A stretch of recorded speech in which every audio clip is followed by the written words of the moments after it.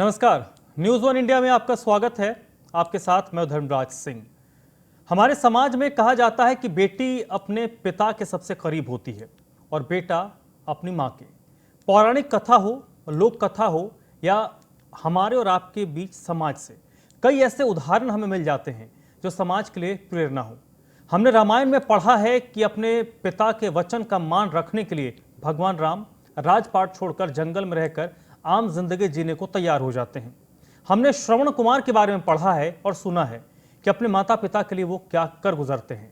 लेकिन आज जैसे हर चीज में गिरावट देखी जा रही है, वैसे सबसे पाक रिश्ता भी इस गिरावट से अछूता नहीं है।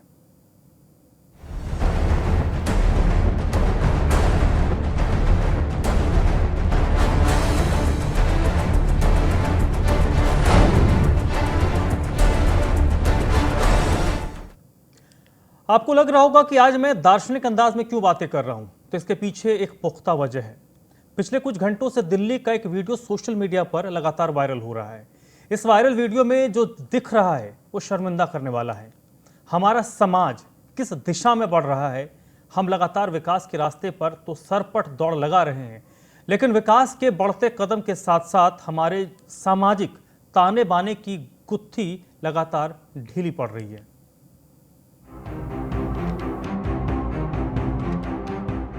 ये जो वीडियो आप इस वक्त देख रहे हैं, ये रिश्तों को शर्मिंदा करने वाला वीडियो है। इस वीडियो में जो हुआ है उसके बारे में जब आप जानेंगे तो आप भी अपना सिर पकड़ने को मजबूर हो जाएंगे। आप सोचने पर विवश होंगे कि क्या समाज में रिश्तों की डोर इतनी कमजोर पड़ गई है। ये वीडियो दिल्ली के बिंदापुर इलाके का है, जहां एक बेटे ने अपने बुजुर्ग मां को इतना जोरदार थप्पड़ मारा जिससे मौके पर ही बुजुर्ग की जान चली गई। जानकारी के मुताबिक वीडियो में जो शख्स नजर आ रहा है उसका नाम रणवीर सिंह है। रणवीर सिंह का अपने किराएदार से गाड़ी पार्क करने को लेकर विवाद हुआ। परिवार के बीच बचाव के बाद मामला शांत हो गया। इसके बाद रणवीर अपनी पत्नी और मां के साथ मकान के मुख्य गेट पर आया। दरवाजा खुलने से पहले रणवीर सिंह की अपनी मां अवतार कौर के साथ बहस होने लगी। पत्नी ने दोनों को शांत कराने की कोशिश की। इसी बीच रणवीर सिंह ने अपनी मां को एक जोरदार थप्पड़ जड़ दिया। अचानक हुए हमले से बुजुर्ग संभल नहीं पाई और सड़क पर गिर गई। अचेत अवस्था में उन्हें अस्पताल लेकर जाया गया, जहां डॉक्टर्स ने उन्हें मृत घोषित कर दिया। अपने गुनाह को ढकने के लिए कलयुगी बेटे ने मां का अंतिम संस्कार कर दिया। लेकिन ये तो शुक्र है कि विज्ञान ने हमें सीसीटीवी फुटेज जैसा नेमत दिया है जिसमें इस कलयुगी बेटे की करतूत कैद हो गई। अब इस पर गैर इरादतन हत्या का मुकदमा चलेगा। Bureau report, news one India.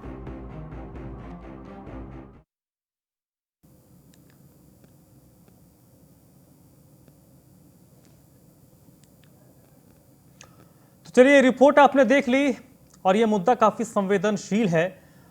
तो ये जो वीडियो है वो दिल्ली के बिंदापुर इलाके का है और ये इस वीडियो को देखने के बाद आप एक बार ज़रूर सोचेंगे और संभवतः जिस तरीके से रिश्तों में गिरावट दर्ज की जा रही है, ये दिल्ली का एक मामला सिर्फ उदाहरण हो सकता है। आप ये दावा नहीं कर सकते हैं कि आप ये दावा नहीं कर सकते कि आप जिस समाज में रहते हैं, आप जिस गांव में रहते हैं, जिस शहर में रहते हैं, जिस जिले में रहते हैं, जिस राज्य में रहते हैं, वहां पर ऐसी चीजें नहीं होती होंगी।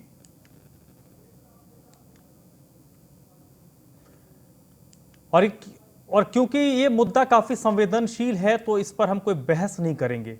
हम चर्चा करने की कोशिश करेंगे और समझने की कोशिश करेंगे कि रिश्तों में इतना दुराव क्यों आ रहा है, ताकि इस चर्चा को जो इस वक्त देख रहे हैं या बाद में सोशल मीडिया प्लेटफॉर्म पर देखेंगे, उनको लगे कि कोई सार्थक निचोड़ हमारी चर्चा से निकल कर आया है। और इस चर्चा मेरे साथ तो कुछ मेहमान भी जुड़ेंगे। फिलहाल इस वक्त मेरे साथ घनेंद्र भारद्वाज जुड़ रहे हैं, आम आदमी पार्टी के प्रवक्ता हैं।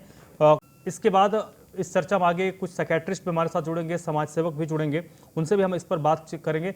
मनोवैज्ञानिक हमारे साथ जुड़ गई हैं जयंती दत्ता जी।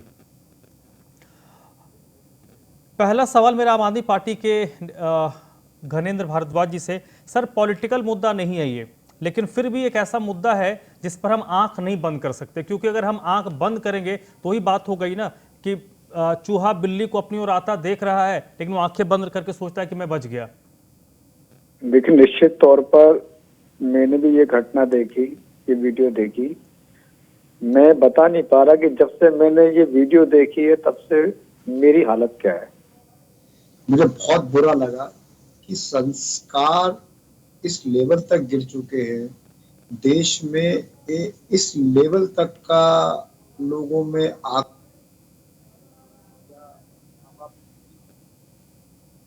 हमने तो सुना था, पढ़ा भी था, और हर धार्मिक पुराण में लिखा कि माँ बाप का जो दर्जा है वो ईश्वर से भी बड़ा दर्जा। जब एक बेटा इस तरीके की हरकत करता है तो निश्चित तौर पर दिल विचलित होता है, परेशान भी होते हैं कि समाज आज किस दिशा में जा रहा है। निश्चित तौर पर मुझे एक चीज तो समझ में आ रही है कि कहीं ना कहीं हमारे जो सांस्कृतिक मूल्य हैं उनमें गिरावट आ रही है। इसमें कहने में कोई दो राय नहीं है कि आज जिस तरीके की परिस्थिति, सिर्फ एक ये घटना नहीं है, बिल्कुल बिल्कुल, ऐसी तमाम घटनाएं समाज में देखने को मिलती है। जब परिवार के ही सदस्य परिवार के लोगों पे अपराध करते हैं, हमने देखा है, तो कहीं ना कहीं मुझे लग रहा है कि समाज को इस दिशा में सोचना पड़ेगा और समाज को कहीं ना कहीं आगे बढ़कर ऐसे जो व्यक्ति हैं, ऐसे जो लोग हैं, उनकी काउंसलिंग भी करनी पड़ेगी। और जिस तरीके की ये घटना है, मैंने पहले दिन भी कहा था कि ऐसे बेटे को बेटा भी नहीं कहना है और जो कानून में कड़ी से कड़ी सजा होनी चाहिए वो उसको मिलनी चाहिए, क्योंकि गैर आदतन हत्या नहीं थी, बाकायदा उसने अपनी बूढ़ी माँ पे अटैक करा और उसकी बूढ़ी माँ की उस हादसे में जान चली गई। अब ये दिल्ली पुलिस बताएगी कि आगे की इन्वेस्टिगेशन में कौन कौन लोग कल्पित थे, क्योंकि हॉस्पिटल में भी लेके गए हैं, हॉस्पिटल में क्या कारण बताए गए, डॉक्टर्स ने एमएलसी कह दी, तो ये सब भी जांच के विषय है।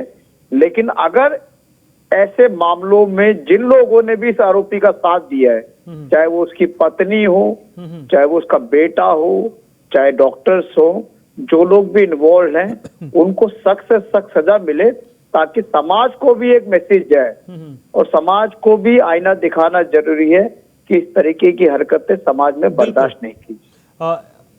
इसमें आपने एक दो बड़ी अच्छी बात कही कि इसमें हम किसी एक पर्टिकुलर, ये सिर्फ एक केस नहीं है, ये एक ताज़ा तरीन मामला हो सकता है।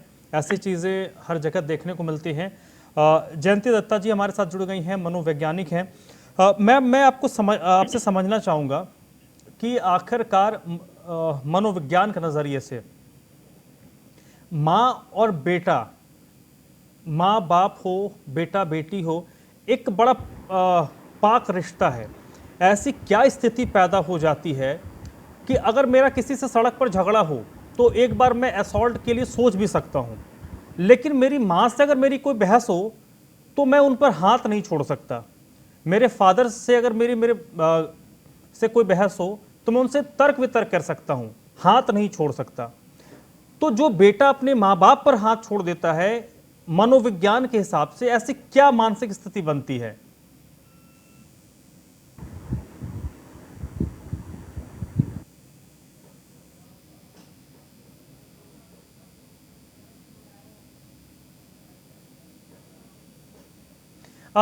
मैम आपकी आवाज़ नहीं आ रही है, हम दोबारा आपसे कनेक्ट करने की कोशिश करेंगे। आपकी आवाज़ में कोई दिक्कत है।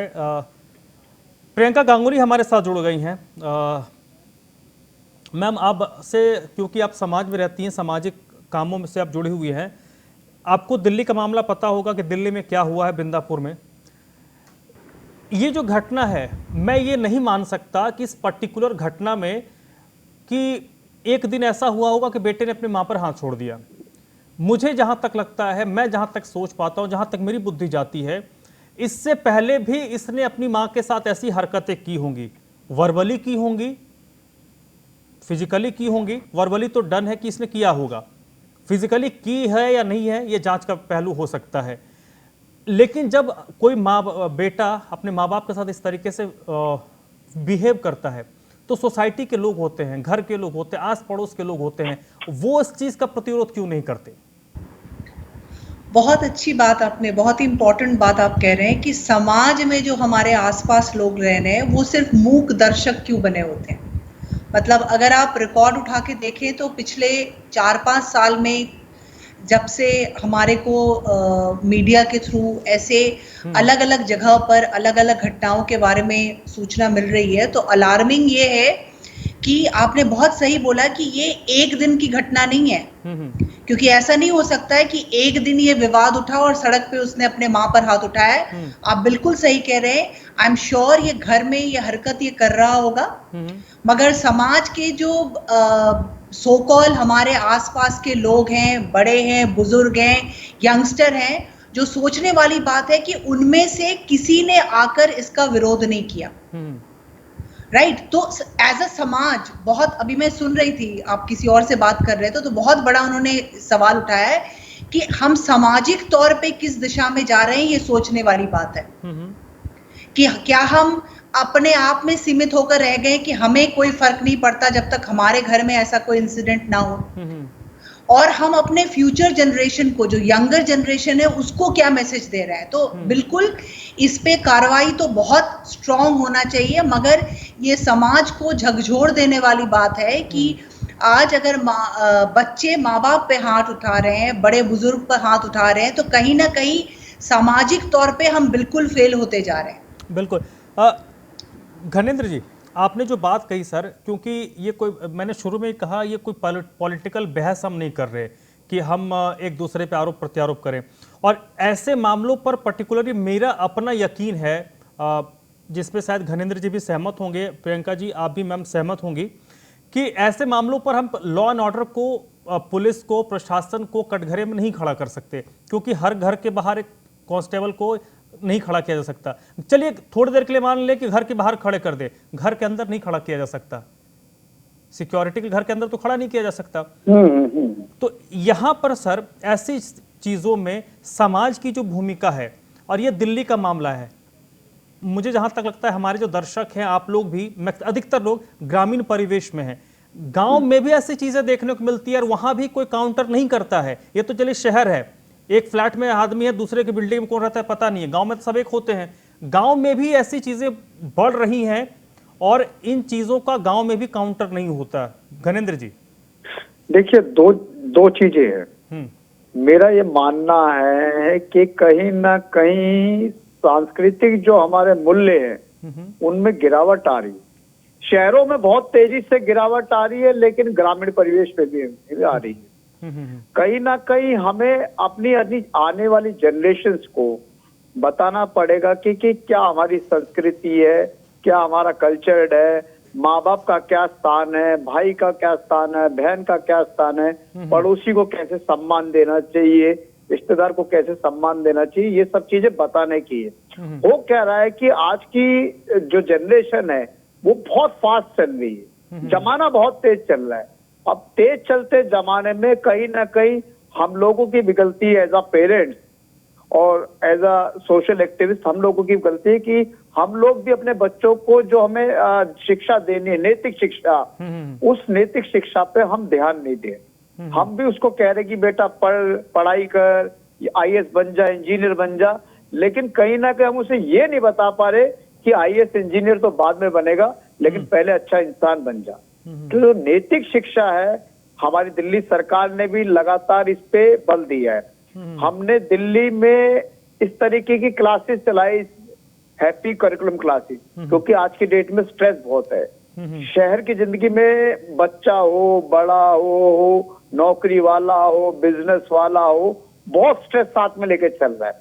इसीलिए आपने देखा होगा कि दिल्ली में सबसे ज्यादा जो क्राइम है वो रोड रेस का क्राइम हो रहा है। बिल्कुल। और उसके बाद जो सबसे ज्यादा क्राइम हो रहा है वो पार्किंग का क्राइम हो रहा है, कि पड़ोस में पड़ोसी पार्किंग पर लड़ रहा है। आए दिन कोई ना कोई मर्डर, इस तरीके की घटनाएं हो रही है। तो उसका कारण ये है कि स्ट्रेस बहुत है। तो कहीं ना कहीं हम लोगों ने इस चीज की शुरुआत करी है। दिल्ली में हम हैप्पी करिकुलम क्लासेस चलाते हैं। 1 घंटे की क्लास होती है और बच्चों को फ्री छोड़ दिया जाता है कि आप अपनी बात करो। और उसमें क्या होता है, जब उस क्लासेस में जब डिस्कशंस होती है तो बच्चा अपने दिल की कहता है, अपनी बात बताता है, अपने परिवार की बात बताता है। तो उस तरीके से टीचर्स उसकी काउंसलर बन के उसकी काउंसलिंग करते हैं। और कहीं ना कहीं ये जरूरी है कि आज एजुकेशन मॉडल के साथ साथ एक मॉरल क्लासेस भी चलनी चाहिए। नैतिक शिक्षा की भी क्लास होनी चाहिए ताकि बच्चे नैतिक मूल्य ना भूले। ठीक है, ये बहुत जरूरी है। हम लोग इस पे काम कर रहे हैं, सबकी जिम्मेदारी बनती है। ये तो ठीक है किसी सर, सरकार की जिम्मेदारी नहीं है, बिल्कुल। ये परिवार की भी जिम्मेदारी है, समाज की भी जिम्मेदारी है, ये मीडिया की भी जिम्मेदारी है, हम सबकी जिम्मेदारी। ये जो आपने बात कही सर, चलिए दिल्ली सरकार का अच्छा काम कर रही है क्योंकि कम से कम इस मामले में बच्चों को एक एजुकेशन दिया जा रहा है, लेकिन यहाँ पर सवाल घर के अंदर का है। प्रियंका गांगुली जी, जो आम आदमी पार्टी, कहीं पर भारतीय जनता पार्टी, कहीं पर कांग्रेस, कहीं पर टीएमसी, कहीं पर बीएसपी, कहीं एसपी या फिर अलग अलग XYZ जो भी पार्टी है वो अपना काम कर रही हैं, घर के अंदर जो चीज़ें हो रही है। अब मैं आपको बताऊं, इस जो तस्वीर इस वक्त जो दर्शक भी हमारे देख रहे होंगे, इनके जो घर के बच्चे होंगे उनके दिमाग में क्या बैठ रहा होगा, आसपास के जो बच्चे होंगे जो ऐसी तस्वीरों को देख रहे हैं कि एक बुजुर्ग माँ को उसका बेटा मार रहा है या गालियां दे रहा है, उसके दिमाग में क्या बैठ रहा होगा, पहला सवाल। दूसरा सवाल यह है कि जो जिस चीज़ का जिक्र अभी आम आदमी पार्टी के प्रवक्ता कर रहे थे, जब हम छोटे थे तो हमें एक मोरल एजुकेशन की क्लास होती थी, हमारी छोटी किताब होती, अभी होती है या मुझे नहीं पता, आप बता दीजिएगा कोई होती है या नहीं होती है। तो उसमें बहुत सारी चीज़ें होती थी। उसके बाद धीरे धीरे चीज़ें, जैसे कहा ना कि फास्ट होते गया, तो हम फास्ट होने के चक्कर में जो हमारी मूल है, जो हमारी आत्मा है भारतीय समाज की, वो आत्मा को हम धीरे धीरे मार रहे हैं। मैं तो कहूंगी ये सिर्फ भारतीय होने की बात नहीं है। ज्ञानेंद्र जी ने बहुत अच्छी बात कही कि सबसे इंपॉर्टेंट है आप इंसान कैसे हैं। तो ये सबसे पहला स्टेप, मतलब माँ बाप का सबसे पहला टीचर जो किसी बच्चे का होता है वो माँ होती है।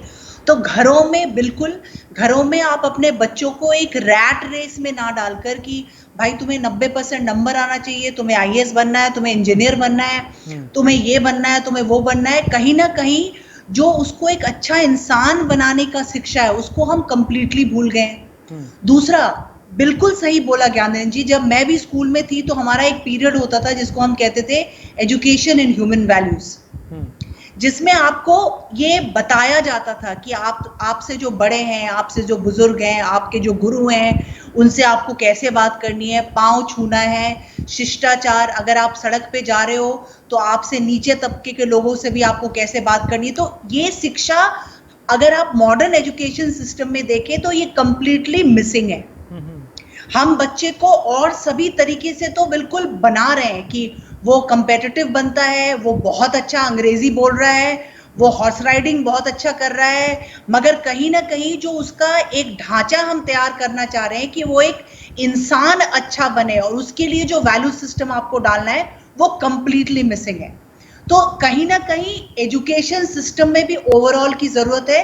और तीसरा एस्पेक्ट समाज, मतलब मैं तो हमेशा कहती हूँ कोई भी चीज आप इम्प्लीमेंट तभी कर पाएंगे जब 3 सेक्शन साथ में मिलकर चलेंगे, सरकार, समाज और जिसको हम कहते हैं एडमिनिस्ट्रेशन। तो ये 3 अगर इनका समन्वय नहीं है, पारिवारिक जो कि समाज का हिस्सा है, सरकार नेचुरली जो हमारे समाज का हिस्सा है, और जो एडमिनिस्ट्रेशन है जिसमें पुलिस आती है, जिसमें मीडिया, आप लोग सारे हैं, स्कूल्स हैं, तो ये सारा एक समन्वय जब तक नहीं होगा तब तक हम जो चाह रहे हैं, क्योंकि अगर आप एग्जाम्पल्स देखें, बहुत सही इन्होंने जिक्र किया, पेशेंस लेवल खत्म हो गया है, पार्किंग पे लड़ाइयां हो रही है, मर्डर्स हो जा रहे हैं, पेशेंस बिल्कुल नहीं है, इतना हाई स्ट्रेसफुल जॉब है। तो कहीं ना कहीं एज अ समाज हम सामने आकर हमें ये देखना पड़ेगा कि हम किस समाज का निर्माण कर रहे हैं फ्यूचर के लिए। बहुत ही अलार्मिंग सिचुएशन। नहीं, यही इसी चीज़ के लिए हम आज बातचीत करने के लिए बैठे हैं। हम कोई बहस नहीं कर रहे हैं, हम बातचीत कर रहे हैं। आप अपना पॉइंट ऑफ व्यू रख रही है, मेरी कुछ बात है मैं उसे शेयर कर रहा हूँ, भारद्वाज जी भी बात कर रहे हैं। भारद्वाज जी, दिल्ली सरकार की अगर हम बात करें तो आपने जो बात कही कि दिल्ली सरकार इस तरीके की स्थिति कुछ एक प्लान लेकर आ रही है बच्चों के लिए ताकि वो स्ट्रेस बच्चों का दूर हो, क्योंकि आम आदमी पार्टी एक जन आंदोलन से निकली हुई पार्टी है, तो बाकी पार्टियों से थोड़ी तासीर आप लोगों की अलग है अभी तक, आगे का पता नहीं। ऐसे सामाजिक मुद्दों को लेकर आपकी पार्टी क्या थोड़ा आगे बढ़ने की कोशिश करेगी? क्योंकि मीडिया हो, नेता हो, इनका काम समाज को जागरूक करना भी है, समाज को कुछ प्रीच करना भी है, कुछ अगर ज्ञान देना हो तो ज्ञान देने का भी काम होता है। आप शिक्षा दे सकते हैं। देखिए, निश्चित तौर पर मैंने पहले भी कहा कि जिम्मेदारी सबकी बनती है। मेरी भी जिम्मेदारी है, सरकार की भी जिम्मेदारी है, मीडिया की भी जिम्मेदारी है, समाज की भी जिम्मेदारी। ऑलरेडी दिल्ली सरकार इस दिशा में बहुत काम कर रही है। हम लोग जो रूटीन के काम है, रूटीन वाली सरकार नहीं है। रूटीन वाली सरकार तो सड़क भी बनवाती थी, फ्लाईओवर भी बनवाती थी, रोड भी बनवाती थी, पार्क भी ठीक करवाती थी। हमारी सरकार रूटीन से अलग है। हमारी सरकार मानवीय संवेदनाओं पे ध्यान दे रही है। हमारी सरकार पूरी तरीके से एक संवेदनशील सरकार है। हमारी सरकार लगातार ये काम कर रही है कि किस तरीके से समाज को एक संपूर्ण समाज बनाया जाए। शिक्षा भी जरूरी है, स्वास्थ्य भी जरूरी है, मॉरलिटी भी जरूरी है, हर चीज जरूरी। और ऑलरेडी आपने देखा होगा, एक बार नहीं कई बार हमारे खुद के मुख्यमंत्री, उप मुख्यमंत्री, शिक्षा मंत्री मनीष जी टीचर्स के बीच में जाते हैं, स्टूडेंट्स के बीच में जाते हैं, इंटरेक्शन करते हैं, बात करते हैं, उनसे पूछते हैं कि कैसा माहौल है, स्कूल का माहौल कैसा है, टीचर्स कैसा पढ़ा रहे हैं, प्रिंसिपल्स कैसे कर रही हैं, एडमिनिस्ट्रेशन कैसा है, कोई ऐसी बात तो नहीं है जो आप टीचर्स को नहीं बता पा रहे। हमारे तो मुख्यमंत्री और उप मुख्यमंत्री खुद एग्जाम्पल बन के लोगों के बीच में जा रहे हैं, और खासकर से बच्चों के बीच में जा रहे हैं। क्योंकि हमने एक चीज समझ ली कि 70 सालों में इस देश में अगर कोई सबसे बड़ी प्रॉब्लम रही है तो वो एजुकेशन सिस्टम रहा है। एजुकेशन सिस्टम हर देश की नींव होता है। हमारा एजुकेशन सिस्टम, आज तक किसी सरकार ने एजुकेशन सिस्टम को ठीक करने की बात नहीं करी। आज हमारी सरकार उस बेस को ठीक करने में लगी है। एक बार बेस ठीक हो जाएगा तो इमारत भी पूरी बुलंद बनेगी। और ऑलरेडी हम काम कर रहे हैं, इससे बड़ा एग्जाम्पल नहीं हो सकता। हमने हर स्कूल में एक एसएमसी बनाई हुई है। उस एसएमसी का काम ये है कि टीचर्स और स्टूडेंट्स के बीच में कोऑर्डिनेशन रहे, कम्युनिकेशन रहे, वो सब चीज चल रही है। ऑलरेडी हम सेक्स एजुकेशन पे बच्चों को बता रहे हैं, मॉरलिटी पे बता रहे हैं, हैप्पी करिकुलम क्लासेस चला रहे हैं, एंटरप्रेन्योर क्लासेस चला रहे हैं। ये वो चीजें हैं जो समाज से जुड़ी हैं। इसका मॉडल एजुकेशन में कहीं, एजुकेशन सिस्टम में कहीं जिक्र नहीं है। लेकिन ये दिल्ली सरकार के सेल्फ इनिशिएटिव किए हुए कोर्सेज हैं, ये सेल्फ इनिशिएटिव की हुई गतिविधियां हैं। और निश्चित तौर पर इससे काफी फायदा हो रहा है, क्योंकि 70 साल के जो गड्ढे हैं वो 4-5 साल में तो भर नहीं सकते। ठीक नहीं, और लगे हुए हैं। और बिल्कुल सर, हमारा काम नहीं भारद्वाज जी, ये बेसिकली सर एक मामला है, एग्जाम्पल है, दिल्ली का भी नया नया आया तो हम इस पर बात कर रहे हैं। ये पूरे देश की समस्या है, हर गांव की समस्या है, हर शहर की समस्या है। तो एक पर्टिकुलर किसी आम आदमी पार्टी हो, भारतीय जनता पार्टी हो, कांग्रेस पार्टी हो, किसी राजनीतिक दल को हम इसमें बहुत ज़्यादा अकाउंटेबल नहीं कर सकते कि भाई आप ही को करना है, इसमें सबको करना है। प्रियंका जी, ऐसी स्थिति में, क्योंकि अगर कोई 50-55 साल का शख्स है, वो इतना हाइपर हो जाता है कि अपने घर में बच्चों को, बीवी को, माता पिता को इस तरीके से मारता पीटता है, गालियां देता है, तो ऐसे लोगों के लिए अब, क्योंकि आप दोनों लोगों ने ये बात कहा कि अब स्ट्रेस लेवल इस लेवल पे पहुंच चुका है, तो एक कोशिश होनी चाहिए ऐसे लोगों की काउंसलिंग की, ताकि ऐसी चीज़ों में थोड़ा अंकुश लगे। देखिए, सबसे पहले तो इंडिया एज ए नेशन आज इसको मानने को तैयार नहीं है कि मेंटल स्ट्रेस या जिसको, हाँ, एक प्रॉब्लम है। क्योंकि हम तो इमीडिएटली उस एस्पेक्ट कि अगर आप कहते हो कि आपको काउंसलर के पास जाना है, आपको साइकोलॉजिस्ट के पास जाना है, तो आपके सामने आप ये डरते हो कि आपके पड़ोसी ये बोलेंगे आप पागलों के डॉक्टर के पास जा रहे हो। तो एज अ नेशन सबसे पहले हमें ये समझना होगा कि ये प्रॉब्लम आज के समाज में एक नासूर सा बनता जा रहा है, क्योंकि उसके कई कारण हैं। मतलब फाइनेंशियल स्ट्रेस हो सकता है, पारिवारिक स्ट्रेस हो सकता है, कोई अल्कोहल से जूझ रहा होता है, तो जिसकी वजह से घर का माहौल बिल्कुल तनावग्रस्त हो जाता है, और जिसमें सबसे ज्यादा इफेक्ट बच्चे और बुजुर्ग होते हैं, और महिलाएं भी कहीं ना कहीं।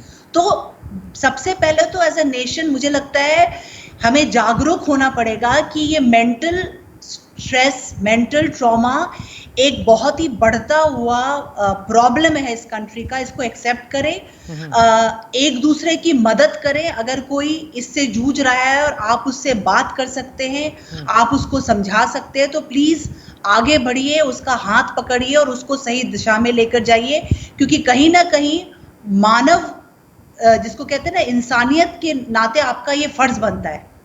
तो सबसे पहले तो ये प्रॉब्लम है। दूसरा है, बिल्कुल इसी से रिलेटेड है कि एज अ समाज हम क्या अपने घरों में सीमित हो गए हैं कि हमें कोई फर्क नहीं पड़ता कि हमारे साथ वाले घर में किसी के साथ दुराचार व्यवहार हो रहा है, किसी के साथ आपत्तिजनक चीजें हो रही है, बुजुर्गों को पीटा जा रहा है, बच्चों को पीटा जा रहा है, बीवी पर हाथ उठाया जा रहा है। मतलब लॉकडाउन में एक जो बहुत अलार्मिंग फैक्ट सामने आया है कि डोमेस्टिक वायलेंस बढ़ गया था। जी बिल्कुल, राइट।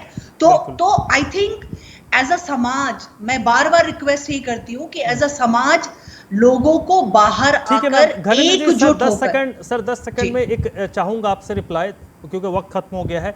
हमने मीडिया की बात कर ली, पॉलिटिकल पार्टी की बात कर ली कि सबको अकाउंटेबल होना पड़ेगा ऐसे मामलों को लेकर, और ज़्यादा से और अलग अलग माध्यम हैं जो जिनको 2-4 लोग जानते हैं या जिनको फॉलो करते हैं, जिनकी समाज में पकड़ है, उनको ऐसी चीज़ों को एक प्रॉब्लम मानकर उन पर बात करनी होगी या फिर अपने क्षेत्र के जिस हिसाब से कर सके उस पर काम करना होगा।